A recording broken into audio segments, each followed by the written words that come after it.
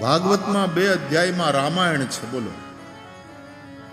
અને મહાભારત ક્યારેક તો વાંચો, મહાભારતમાં રામાયણ પણ છે ને ભાગવત પણ છે, અને ગીતા તો એમાં છે જ. એટલા માટે જે મહાભારતમાં છે એ જ બધે છે, અને જે મહાભારતમાં નથી એ ક્યાંય નથી. આવો એક પૂર્ણ ગ્રંથ મહાભારત, ઘરમાં રાખતા બીતા નહીં, ડરતા નહીં, અને વાંચજો, બહુ મજા આવશે, બહુ મજા આવશે. ઘણું બધું શીખવાનું છે મહાભારતથી. એને જય કહે છે. મહાભારતનું એક નામ છે જય. તતો જય મુદીર.